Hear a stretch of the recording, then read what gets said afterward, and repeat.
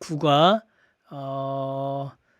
뭐죠? 제목이 우리는 무엇을 기다리는가? 이제 종말에 대한 내용이에요. 이제 지금까지는 이제 창조, 이제 예수님의 나심, 죽으심, 부활까지 했고요. 그리고 이제 지난주에는 이제 예수님을 믿는 믿음. 그러니까 좀 정리하면 창조. 우리가 했었던 거죠. 창조. 그다음에 예수님의 오심, 죽으심, 부활하심까지 했죠. 예, 부활하심. 그리고 이제 오늘은 예수님의 재림입니다. 재림. 아니죠. 재림이 아니라 재림은 다음 주고요. 예, 재림도 포함이 되어 있지만 오늘은 이제 종말. 예, 예수님의 다시 오심. 예. 에 대한 내용들, 우리가 어떻게 종말을 향해 나아가는가 대한 내용들을 우리가 함께 이제 살펴보도록 하겠습니다. 우리 쭉 제가 읽어 나가겠습니다. 예수님께서는 왕이신데 왜 세상은 여전히 고난과 죽음으로 가득합니까? 우리가 신앙생활하면서 늘 이제 가지는 질문이기도 하고 때로는 회의이기도 합니다. 예수님께서 왕이시고 예수님께서 구주이신데 그리고 하나님께서 이 땅을 다스린다라고 하시는데 어떻게 해서 이 세상에서는 계속 이 고난과 죽음이 이제 반복되는가? 왜?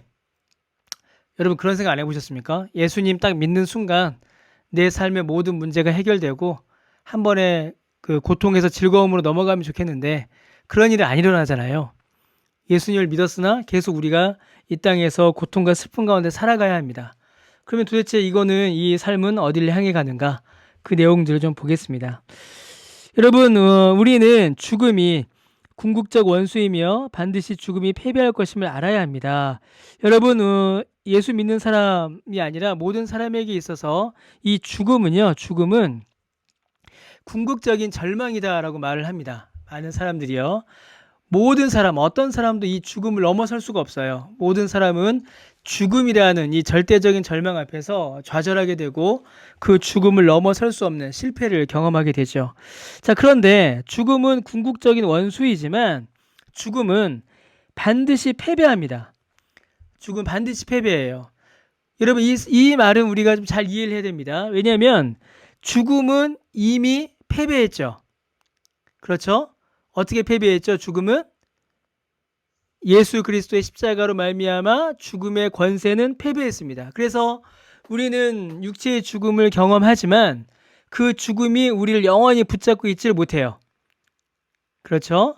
그래서 우리가 죽음을 경험하지만 우리의 육체가 죽을 때에 우리의 영혼은 낙원으로 옮겨가 주님을 뵙고 우리의 육체 역시도 죽음의 상태에 머물다가 주께서 다시 오실 때에 그 죽음을 뚫고 우리도 승리합니다. 부활을 하게 되죠. 이 모든 죽음을 이기는 이김의 근원은 예수님이세요. 예수님께서 이기셨고 그 이김을 우리에게 주셨기 때문이죠. 사람들은요, 죽음이라는 어두운 현실을 부드럽게 만들기 위해서 장례식을 잔치로 바꾸어 더 이상 슬퍼할 곳을 없애버립니다. 이거는 이제 이 책을 쓰신 분이 미국 분이시라서 이렇게 말씀하신 겁니다. 예. 여러분, 우리나라는 장례식이 어떻죠? 우리나라 장례식? 예. 아주 비통하죠. 아주 비통하고 아주 슬프죠. 저는 이제 장례식장을 많이 다니잖아요. 장례식을 많이 인도도 하고 조문도 가고 많이 갑니다. 그러면은 이 장례식장 분위기만큼 그러니까 믿음으로 세워진 가정과 불신 가정이 차이가 많이 나는 곳이 없습니다. 그러니까 천국에 소망이 없는 상태에서 죽음을 맞닥뜨리게 되면 죽음으로 인한 패배감 밖에는 경험할 수가 없게 돼요. 그래서 사랑하는 사람이 떠나보냈다라는 슬픔 더하여 감당할 수 없는 죽음의 그 위력 앞에 사람들이 절대적인 절망을 경험하게 됩니다. 구원의 소망이 없을 때죠. 그러나 구원의 소망이 있는 신자의 장례식은 여러분들도 잘 아시다시피 달라요. 어떻게 다르냐면 죽음의 슬픔과 아쉬움을 겪지만 동시에 우리가 그 죽음을 이길 것을 알기에 죽음의 슬픔 가운데서도 소망을 우리가 또한 품게 되는 겁니다. 너무나도 많은 차이를 가지게 돼요. 자, 여러분 여기서부터 보겠습니다. 죽음은 원래는 당연한 것이 아니었습니다. 그렇죠? 원래 아담과 하와가 하나님과 함께 했을 때는 죽음이 없었어요. 죽음은 당연한 것이 아니었습니다. 죽음은 아담과 하와가 죄를 지어서 죄 때문에 우리에게로 들어온 끔찍한 겁니다. 원래는 우리에게 없던 거였는데 범죄함으로 인해서 죄가 들어온 거죠. 그리고 그 우리에게 들어온 그 죄의 결과인 죽음을 예수님의 십자가로 이제 극복하신 겁니다. 이겨버리신 거예요. 그러나 여러분, 그리스도께서 신자들을 위해 행하신 일이 죽음에 대한 신자들의 경험을 근본적으로 바꾸어 놓았습니다. 이 말이 너무 중요하죠. 자, 우리가 복음이 없을 때는 아까 말씀드렸던 것처럼 죄로 인한 죄의 심판으로 인한 우리의 죄에 대한 심판의 결과로서 죽음의 위력 앞에 우리가 겁을 먹고 우리가 두려워하고 우리가 절망할 수밖에 없지만 예수님께서 그 죄의 모든 결과, 죄의 심판을 이기셨고 예수님께서 죽음을 극복하셨기 때문에 우리에게는 이 죽음의 경험이 단순한 단순한 두려움으로만 오지 않는다라는 거죠. 그렇죠? 그래서 어떻게 됩니까? 우리에겐 죽음이 옮겨가는 게 됩니다. 옮겨가는 상태에 옮겨가는 그게 되는 거죠. 좀 더 밑에서 볼게요. 자, 그리스도인의 소망은요, 복음으로 말미암아 생깁니다. 우리는 죽은 후에 일어날 일들에 관한 개인적인 견해나 희망을 신뢰해서는 안 됩니다. 우리가 죽음을 두려워하고 죽음 이후에 어떤 일이 벌어질지를 모르니까 사람들의 말에 우리가 귀를 기울일 때가 많아요. 그래서 여러분, 예전에 한국교회에 내가 본 천국이라는 책이 많이 유행을 했었죠. 혹시 여러분 보신 분 있으십니까? 제가 갑자기 생각이 안 나네요. 그분 이름이. 예. 내가 본 천국, 내가 본 지옥 이러면서 그런 내가 본 시리즈들이 굉장히 한국교회 예전에 유행을 했었고 2000년대 초반에도 그런 그런 책들, 그런 주장들이 많이 유행을 했었습니다. 여러분, 그런 주장들, 그런 개인적인 견해나 희망들은요, 성경에서 기록하고 있는 천국과 지옥을 매우 왜곡하고 있습니다. 매우 왜곡해요. 대표적으로 한 예가 이제 어떤 분이 천국을 보고 오셨다라고 하면서 이제 간증을 했어요. 제가 이제 예전에 한번 말씀드렸던 것 같은데, 이제 그분이 보고 오셨던 천국은 비버리 힐즈였습니다. 그분이 가서 천국을 봤는데, 내 집이 있더라. 내가 천국 가서 살 집이 있는데, 내 집은 금으로 지어졌고, 1000평이고, 10,000평이고, 인천만 하고, 그런 얘기를 하더라고요. 그렇게 크고, 나는 최고급 승용차가 기다리고 있고, 천국에 갔더니만 구원받은 남자는 키가 180이고, 구원받은 여자는 키가 165더라. 그런 이야기, 그런 간증을 막 하는 거예요. 여러분, 그런 간증 혹시 들어본 적 있으세요? 안 들으셨군요. 들으신 분도 계시고요. 저 그걸 보고 읽으면서 되게 놀랐습니다. 그러니까 지극히 천국을 이 땅의 개념으로 이해하고 이 땅의 개념으로 해석한 거예요. 천국의 영광, 천국의 아름다움의 본질, 성경이 말하고 있는 천국의 아름다움의 본질을 말하지 않고 그저 우리가 바라는, 우리가 인간 세상에서 기대하는 것을 천국에 투영시키는 그런 거짓말들이 굉장히 많았습니다. 지옥에 대한 견해들도 많이 그랬죠. 그래서 여러분, 우리는요, 죽음 후에 일어날 일들에 대한 어떤 성경 밖에서 말하는 성경과 상관없는 어떤 주장들은 우리가 신뢰해서는 안 됩니다. 신뢰해서는 안 되고요. 하나님의 말씀 안에서 우리는 천국과 지옥, 또 죽음 이후에 어떤 세상, 죽음 이후의 삶에 대해서 우리는 성경을 통해서 이해해야 합니다. 여러분, 죽음이 슬픔의 원인이 됩니다. 그러나 우리는 슬픔 중에서도 소망을 가질 수가 있어요. 왜냐하면 여러 번 말씀드렸던 것처럼 예수님께서 모든 죽음의 권세를 이기셨고 그 이김을 예수님을 믿는 우리에게 주셨기 때문입니다. 그래서 잠시 우리는 죽음을 경험하지만 영원한 천국을 바라고 영원한 천국을 경험하게 되는 거죠. 왜냐하면 아까 한 이야기죠. 그리스도께서 십자가 위에서 우리를 위해 죄의 저주를 담당하셨기 때문입니다. 하나님은 구약에서 예수님의 오심에 대해서 미리 말씀하셨죠. 그리고 예수님의 부활, 그리스도의 부활은 하나님께서 성경 전체를 아우르는 모든 약속을 이루고 계신다는 사실을 우리에게 알려줍니다. 그래서 예수님의 부활 사건은 기독교 신앙의 근거가 되는 소망의 약속이 돼요. 하나님께서 아담과 하와에게 주셨던 약속이 있었습니다. 여자의 후손이 나와서 뱀의 후손을 이길 것이며 또 아담에게, 노아에게, 아브라함에게 우리가 지금 했던 내용들 한번 다 반복하는 겁니다. 약속하셨던 영원한 그 하나님 나라의 약속들이 예수님의 부활을 통하여서 성취됨을 우리에게 보여주시는 거예요. 왜냐하면 사람을 억누르는 가장 강력한 위력인 죽음을 예수님의 부활을 통하여서 이겨내시기 때문입니다. 그래서 여러분 어떤 그 신학자는요, 우리가 믿는 복음을 서술할 때에 창조부터 이렇게 보통은 서술을 하거든요. 창조, 타락, 구속, 보통 이런 구조로 이제 복음을 설명을 해요. 그런데 어떤 신학자는 이 앞에 부활이 있어야 된다라고 주장하는 분도 많으십니다. 왜냐하면 예수님의 부활이야말로 우리를 억누르는 모든 사단의 권세를 물리쳤으며 하나님 나라가 이루어짐을 가장 분명하게 증거하기 때문이다 라고 그렇게 설명을 해요. 계속 볼게요.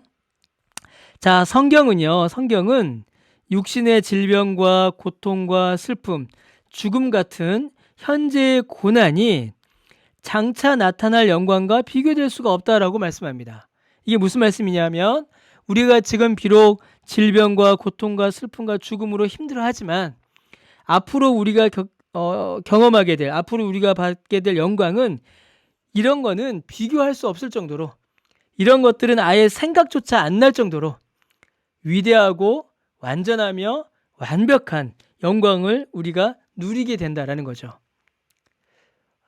가장 큰 이유가 뭐냐면요, 여러분, 이제 뒤에 또 나오겠지만 가장 큰 이유가 뭐냐면 우리가 장차 누리게 될 이 영광 가운데는 이거 아주 중요한 내용인데요, 몸의 부활이 있기 때문입니다. 몸의 부활.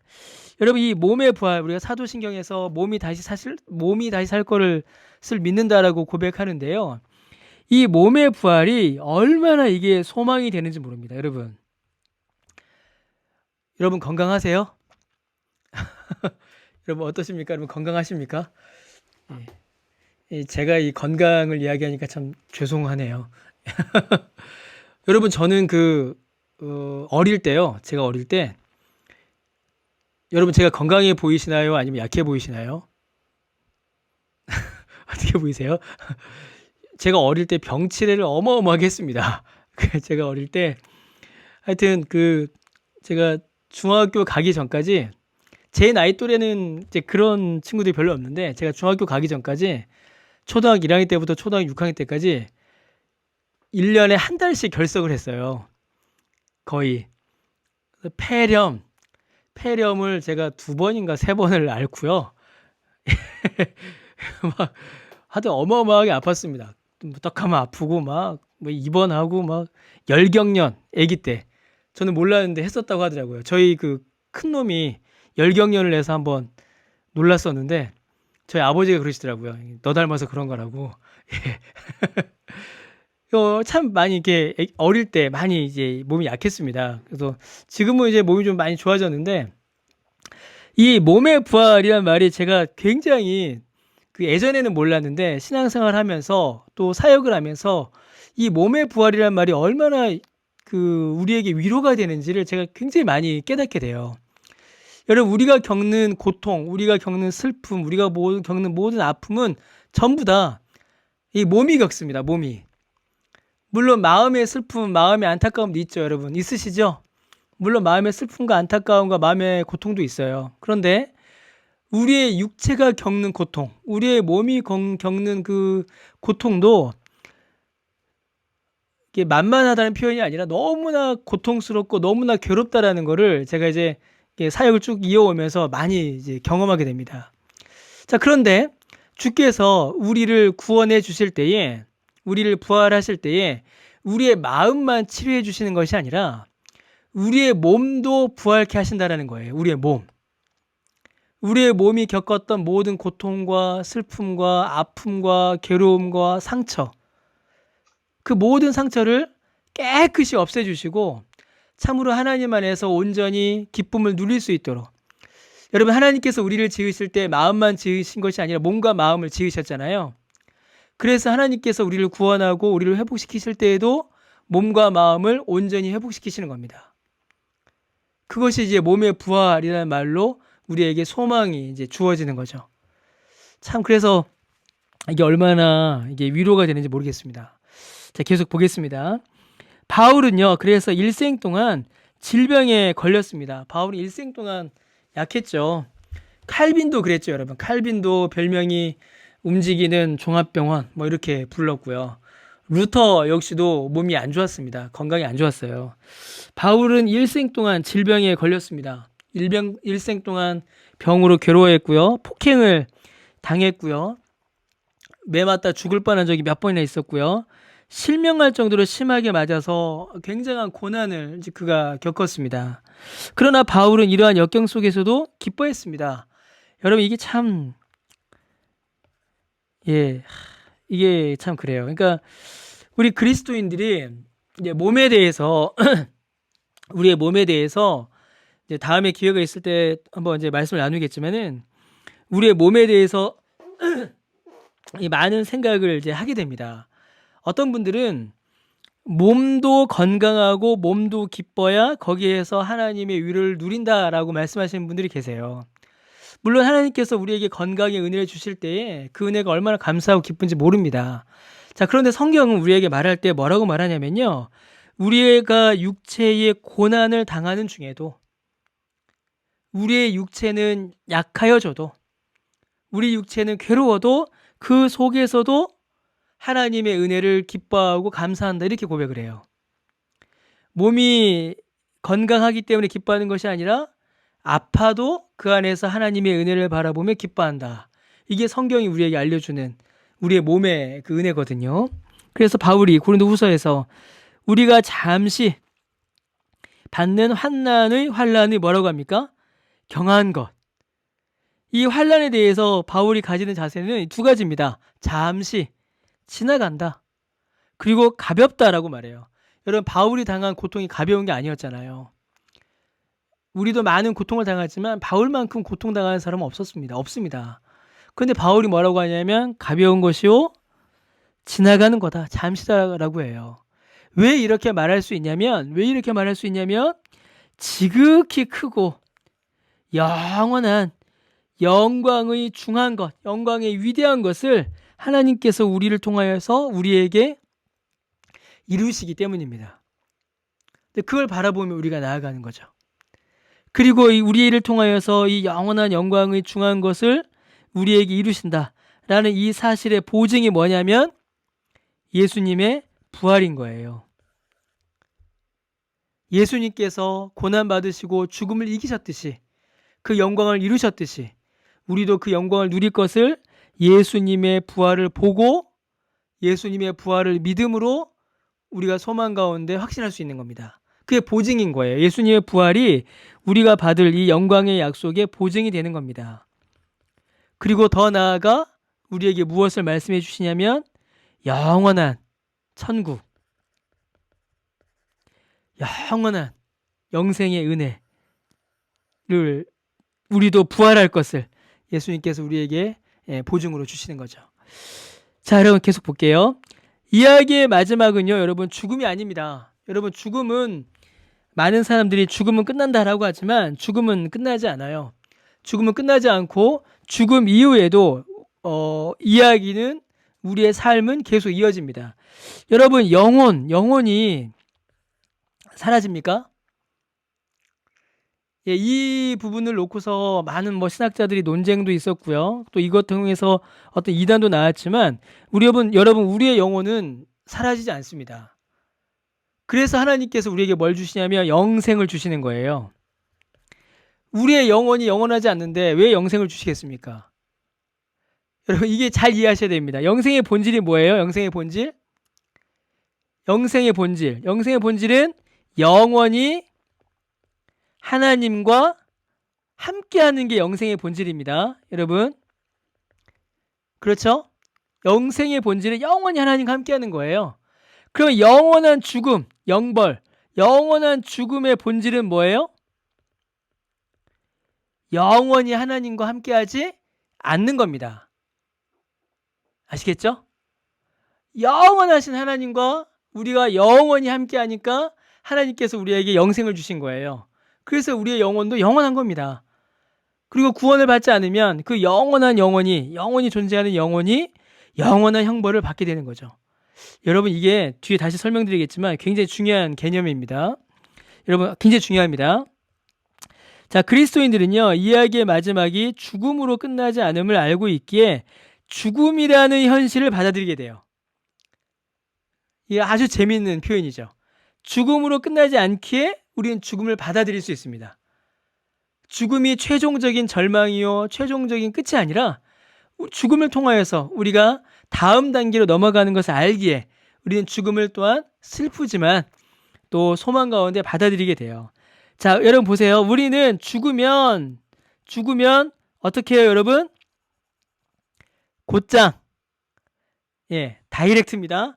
곧바로 주저함 없이 하나님이 계신 곳으로 갑니다. 그리고 가서 마지막 날에 우리 몸이 부활할 것을 기다려요. 이걸 가리켜서 뭐라고 하냐면 뭐라고 한다고요, 여러분? 아주 중요한 말이 나오죠? 중간 상태라고 합니다. 중간 상태. 여러분 이 중간 상태라는 말을 여러분 잘 이해하셔야 됩니다. 중간 상태. 이 중간 상태를 잘못 이해하시면 성경과는 다르게 이해를 하게 돼요.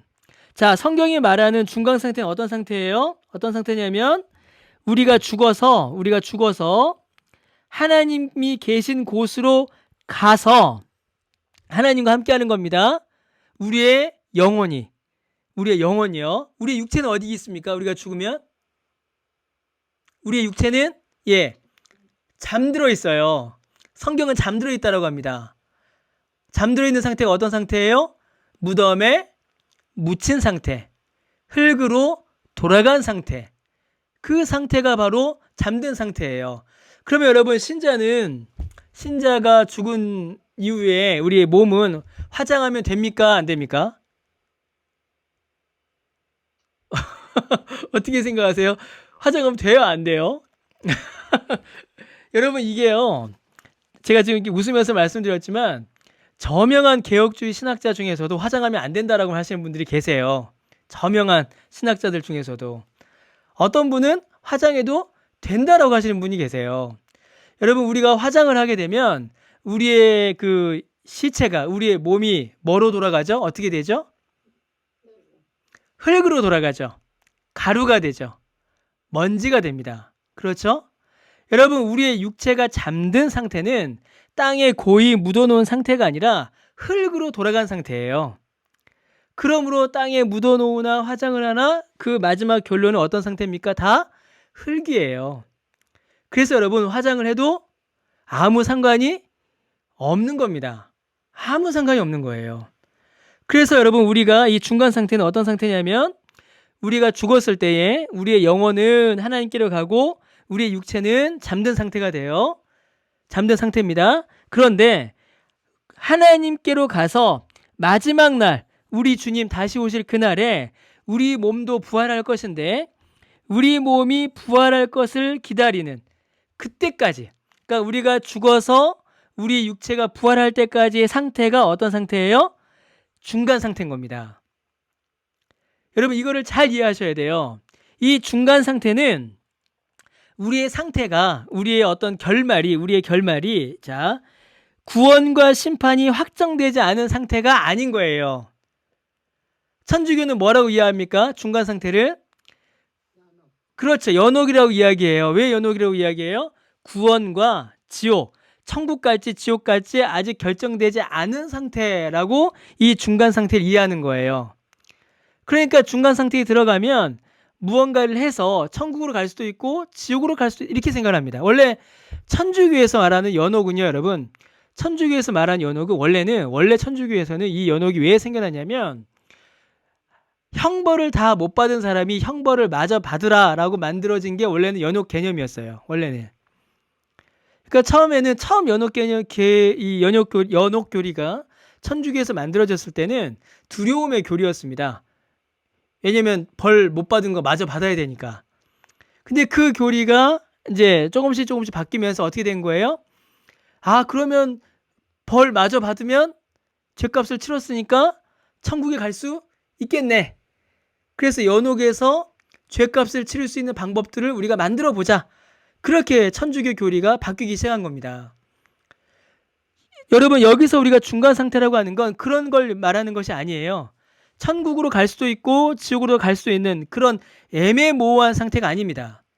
천국과 지옥은 이미 어떻게 됐어요, 여러분? 결정이 된 거예요. 이미 결정이 된 겁니다. 다만 왜 중간 상태라고 해요? 아직 뭐가 남은 겁니까? 부활이 남은 거예요. 부활이. 아직 부활이 남았기 때문에 중간 상태라고 하는 거지, 천국과 지옥이 아직 결정이 안 됐기 때문에 중간 상태라고 하는 게 아닙니다. 저는 개인적으로 이 중간 상태라는 말을 별로 안 좋아합니다. 이 중간이라는 말 자체가 좀 중간스럽잖아요. 중간 같잖아요. 여러분, 우리가 중간 상태에 들어갑니다. 그러면 우리가 누리는 영광은 여러분 애매모호한 겁니까? 그렇지 않아요. 그래서 제가, 이게 제 개인적인 취향입니다, 여러분. 우리가 죽어서 몸이 부활할 때까지 중간 상태로 머물게 되는데, 그때 우리가 이제 낙원에서 하나님을 뵙습니다. 주님과 함께해요. 그때 우리가 누리는 영광, 우리가 누리는 영광은 그 영광과 비참함의 중간 정도가 아니라 그냥 영광인 겁니다. 완전한 영광이에요. 이게 아주 놀라운 겁니다, 여러분. 그럼 여러분, 구원받지 않은 자들에게도 이 일이 동시에 벌어지게 돼요. 구원받지 않은 사람도 중간 상태를 거치게 됩니다. 자, 구원받지 못한 사람도 죽으면 육체는 어떻게 돼요? 잠듭니다. 육체는 잠들고, 영혼은 어떻게 돼요? 하나님의 심판 앞에 서게 됩니다. 그리고 어디에 들어가게 돼요? 음부에 들어가게 됩니다. 음부도 중간 상태예요. 왜 중간 상태입니까? 아직 육체의 부활을 경험하지 않았기 때문이에요. 여러분, 신자도 육체의 부활을 경험하지만 죄인도, 불신자도 육체의 부활을 경험합니다. 불신자도 그 육체가 부활해요. 그런데 신자는 그 육체가 부활하면 어떻게 됩니까? 영원한 천국으로 가는데, 불신자는 그 육체가 부활하여서 어떻게 될까요?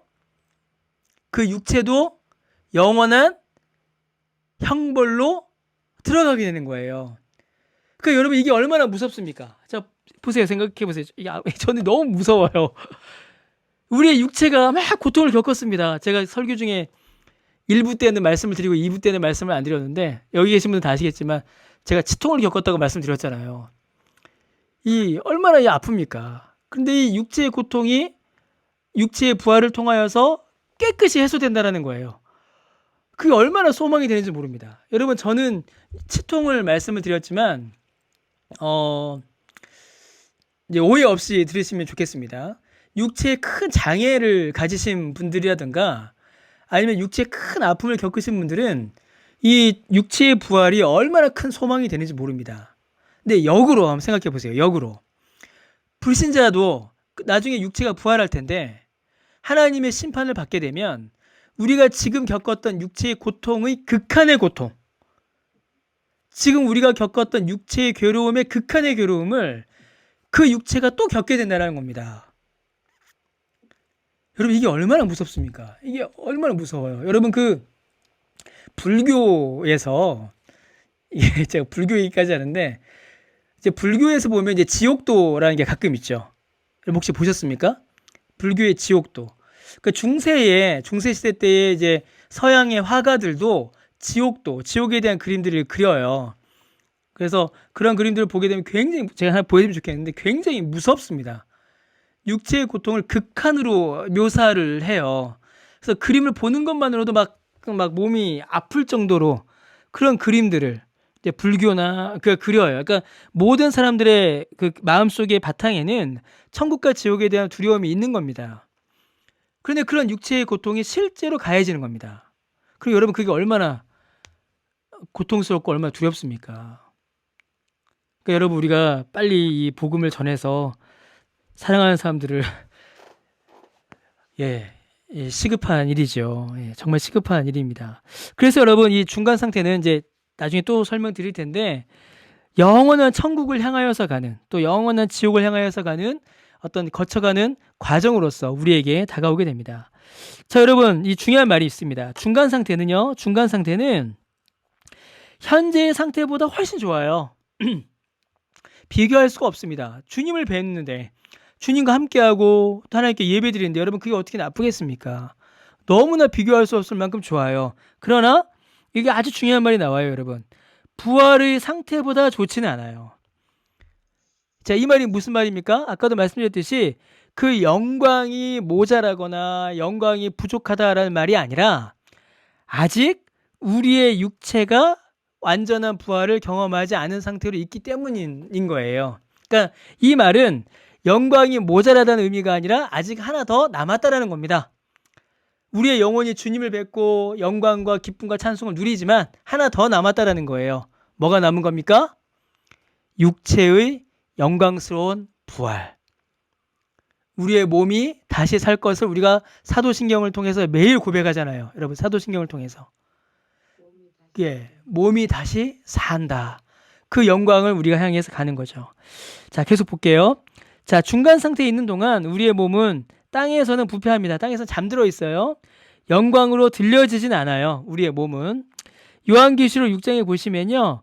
이생을 떠난 성도들이, 그러니까 중간 상태에 있는 성도들이죠. 그 성도들이 주님께 기도합니다. 하나님께 막 기도해요. 제가 예전에 요한계시록 할 때 잠깐 말씀을 드렸는데 지금 중간 상태에 있는 성도들이요. 중간 상태에 들어오지 않은 자들을 위해서 기도합니다. 아직 핍박과 고난을 받는 성도들을 위해서. 그래서 요한계시록 6장 9절 10절에 보면 하나님 언제까지 가만히 두고 보시렵니까? 라고 하면서 우리보다 먼저 그 중간 상태에 들어간 성도들이 우리를 위해서 기도하는 모습이 요한계시록 6장에 이렇게 기록되어 있어요. 여러분. 그러면 여러분 우리가 몸의 부활을 이제 맞이하게 되면 완전한 부활을 맞이하게 되면 이제 어떻게 될까요, 여러분?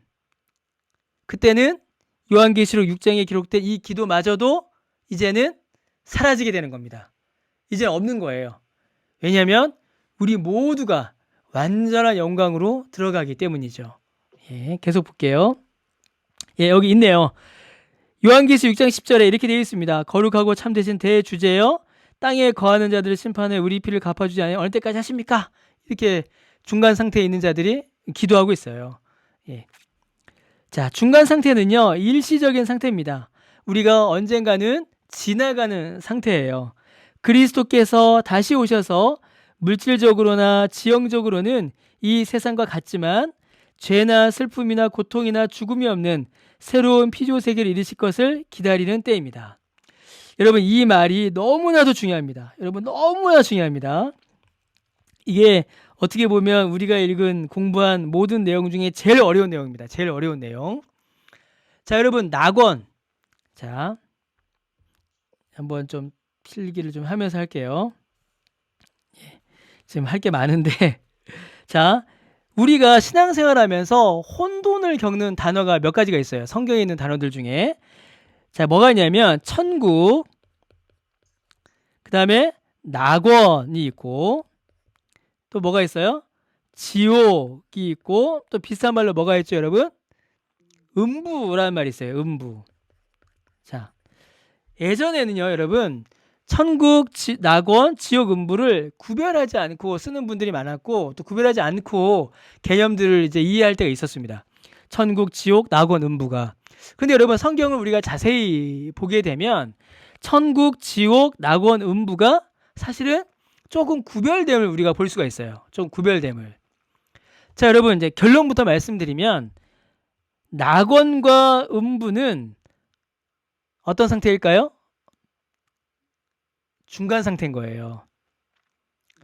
중간 상태에서 경험하게 되는 하나님의 은혜와 구원의 은혜와 심판의 고통이에요. 심판의 고통. 여러 번 말씀드렸죠. 낙원에 가서 우리의 영혼이 우리가 죽으면 낙원에 가서 하나님을 뵙습니다. 우리의 영혼이. 그리고 그 안에서 영광과 찬송을 누리게 돼요. 언제까지요? 우리 주님이 다시 재림하실 그날까지. 자, 그럼 우리 주님이 다시 재림하셨습니다. 재림하셔서 우리의 몸이 부활했어요. 우리의 몸이 부활합니다. 몸의 부활을 경험하게 돼요. 자, 그러면 무엇이 이루어지죠? 그때 천국이 그때부터 이루어지는 겁니다. 영원한 천국. 영원한 천국이 이루어지는 거예요. 자, 그런데 여러분 성경을 자세히 보셔야 됩니다. 우리 주님께서 재림하실 때에 재림이라는 단어를 써요. 림. 임하신다라는 표현을 했습니다. 임하신다. 초림. 임하셨죠. 예수님께서 어디에 임하셨죠? 이 땅에 임하셨죠. 그럼 예수님께서 재림 하시니까 재림도 임의의 임재입니다. 그러면 예수님께서 재림하실 때 어디에 임하실까요? 땅에 임하세요. 여러분, 이거 굉장히 중요합니다. 땅에 임하세요. 그러면서 또 성경을 가만히 보니까 하나님의 나라가 어떻게 돼요? 임하신다라고 해요. 임하신다. 하나님의 나라가 임하신다. 우리가 주기도문 할 때도 나라가 어떻게 합니까? 나라가 임하시오며 라고 기도하잖아요. 하나님의 나라가 임하시오며, 임하신다. 자, 그러면 예수님께서 재림하셔서 영원한 천국이 이루어질 텐데 그 하나님의 나라가 임해요. 어디에 임할까요? 이 땅입니다. 이 땅이에요. 그러면 여러분 영원한 천국은 어디에 있을까요? 그렇죠. 먼 우주 어디 다른 공간이 아니라 우리가 살아가고 있는 이 땅에 임하는 겁니다. 이 땅에. 그래서 우리의 육체도 부활하는 거예요. 여러분, 그래서 우리의 육체도 부활하는 겁니다. 우리가 이 땅에서 살았고, 우리가 이 땅에서 겪었고, 우리가 이 땅에서 맛보았던 그 모든 영광과 기쁨을 부족함 없이 완전하게 영원하게 하나님께서 이 땅 가운데에서 우리에게 다시 누리게 하시는 겁니다. 여러분, 에덴 동산이 어디 있었나요? 에덴 동산? 땅에 있었죠. 이 지구에 있었습니다. 그러면 여러분, 자, 다 처음으로 들어와서 죽음이 우리에게 없었던 건데 들어왔잖아요. 그래서 구원은 뭐예요? 우리에게 없었던 이 죽음을 없애버리고 우리를 원래의 상태로 회복시키는 것. 이게 하나님께서 우리에게 베푸시는 구원의 본질이거든요. 그러면 이 안에는 에덴 동산도 포함되어 있는 거예요. 에덴 동산이 이 땅에 있었는데 우리의 죄로 말미암아 훼손되었어요. 그러면 하나님의 영원하신 회복 가운데는 이 에덴 동산의 회복도 있는 겁니다. 곧 이 땅의 회복이 있는 거예요. 이거 굉장히 중요한 개념입니다. 그래서 여러분, 우리의 몸, 우리가 살고 있는 이 땅, 이 지구는 중요할까요? 중요하지 않을까요? 매우 중요합니다. 매우 중요해요. 그럼 여러분, 지옥은요? 지옥은 어디 있을까요? 지옥은 어디 있을까요? 무저갱에 있겠죠? 어딘가 있을 겁니다. 어딘가 있어요. 그리고 이 지옥은 어떻게 돼요? 음부는 중간 상태인데 이 지옥에 들어가는 사람들은 어떤 사람들입니까? 예수님께서 재림하셨을 때에 영원한 심판을 받아 영원한 형벌, 영원한 사망에 들어간 자들이 거하는 곳이 바로 이 지옥인 거예요. 그래서 여기에서는 그 육체도 그 심판을 피할 수가 없게 되는 거죠. 자, 여러분 조금만 더 제가 설명을 드릴게요. 혹시 잘 보이시나요? 잘 안 보이세요? 제가 너무 이게 작게 써서. 자, 여러분, 신자의 죽음을 예수님과의 교제라는 차원에서 우리가 생각할 수가 있어요. 예수님과의 교제, 하나님과의 사귐, 예수님과의 교제의 차원을 생각할 수 있습니다. 여러분, 우리는 지금도 예수님을 믿은 사람은 예수님과 참된 교제를 누리고 있어요. 성령의 은혜 안에서 말씀을 통하여서 또 기도 가운데에 우리가 주님과 교제를 누립니다. 그런데 이 교제는요, 예수님이 영원하신 분이기 때문에 우리가 죽은 이후에도 우리는 예수님과의 교제가 이어집니다. 예수님과의 교제가 끊어지지 않아요. 계속 이어지게 됩니다. 어떤 교제를 누리게 되냐면 우리가 죽은 이후에 낙원에서 지금과는 비교할 수 없는 더 좋은 교제, 월등하게 나은 교제를 예수님과 더 누리게 돼요. 우리가 죽음 이후에. 왜죠?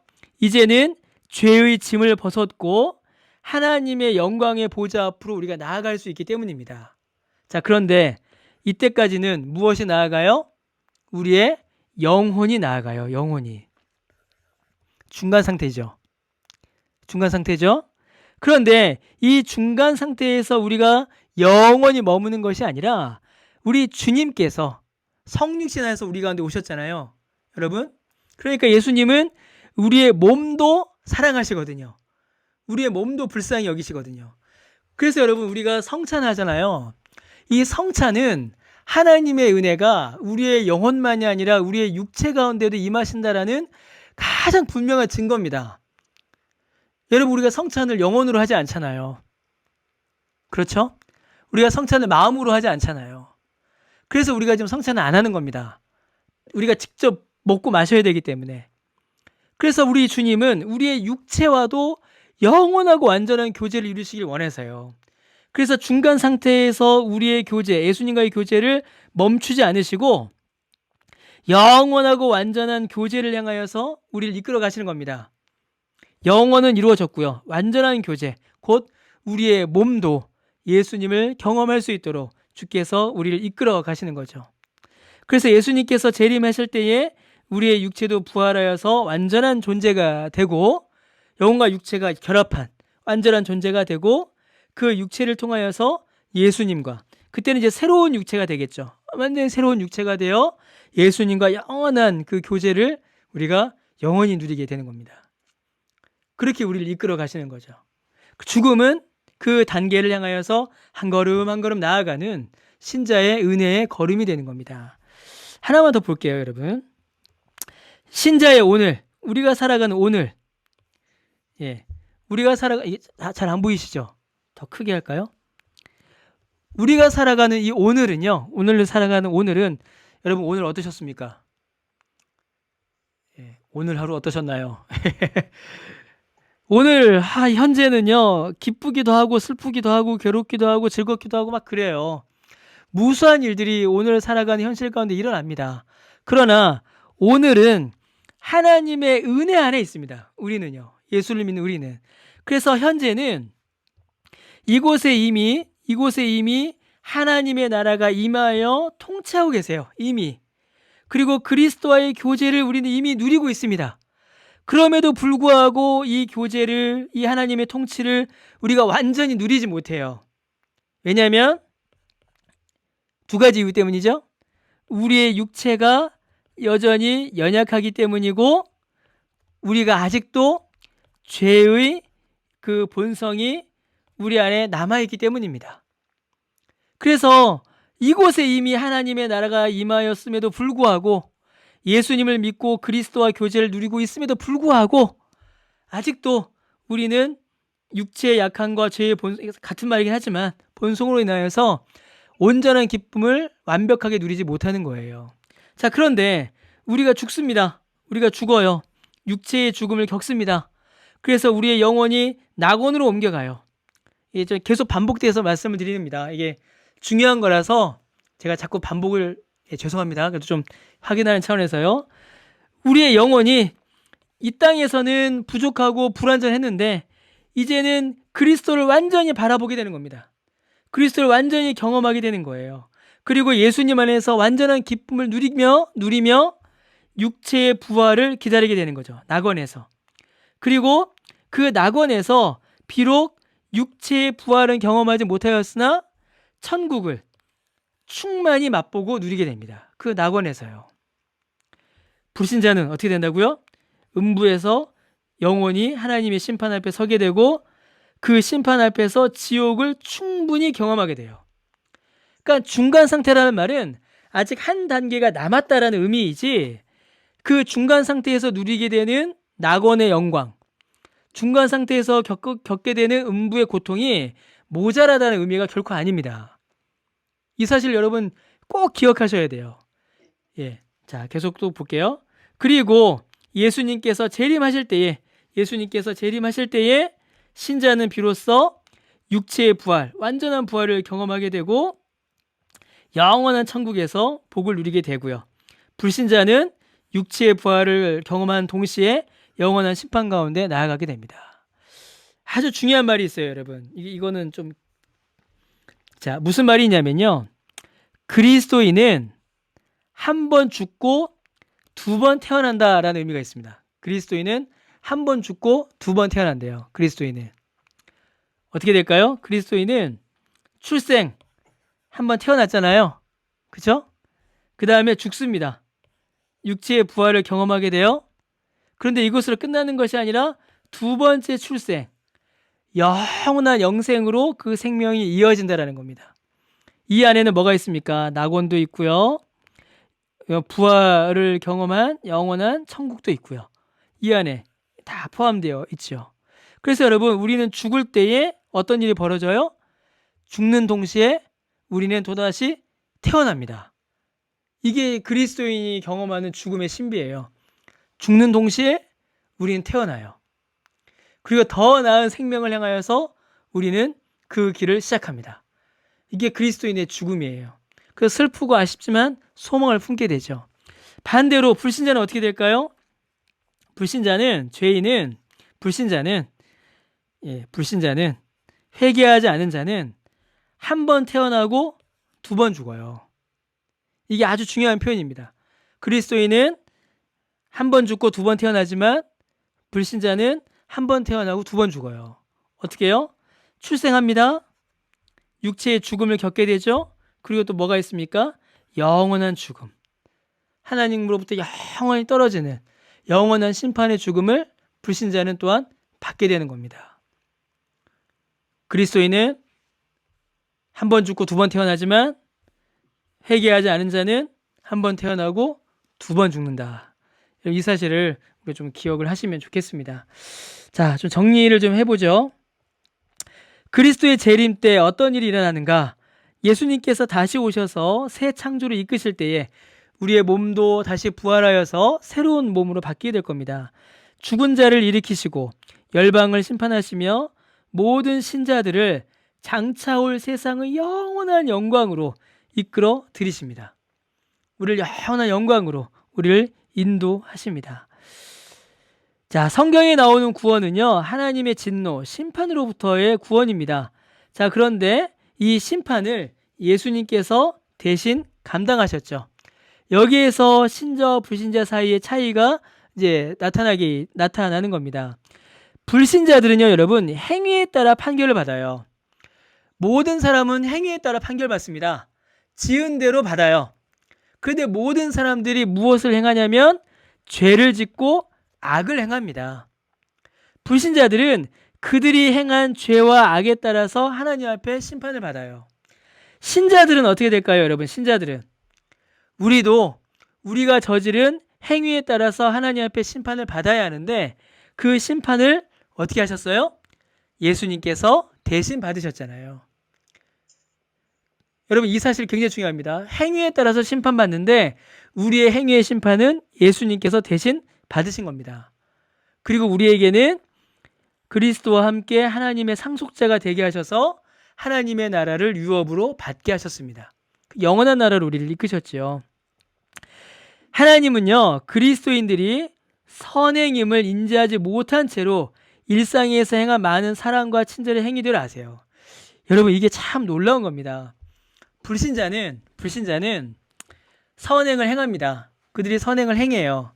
그런데 그들이 행한 선행보다 뭐가 많을까요? 불신자들은 죄악이 훨씬 많습니다. 그래서 이 죄악으로 말미암아 하나님께서는 불신자들을 심판하세요. 신자는 어떨까요, 여러분? 신자는 선행이 많아요? 악행이 많아요? 불신자는? 악행이 많죠. 불신자도 악행이 훨씬 많습니다. 불신자 악행이 많아요. 그런데 이 악행의 죄값은 어떻게 해야 됐고요? 예수님께서 해결하셨습니다. 근데 우리의 부족한 선행이 있어요. 우리가 부족한 선행이 있습니다. 근데 우리의 부족한 선행은 하나님께서 어떻게 보세요? 완벽하게 보시는 거예요. 왜요? 여러분, 그 기억나십니까? 여러분, 우리 지난주에 이거 그렸었잖아요. 이거 기억나세요? 예. 그래프인데 어떤 그래프죠? 제가 이 그래프 그렸잖아요. 이 그래프. 그래서 요만큼하고 요만큼하고 요만큼. 그죠?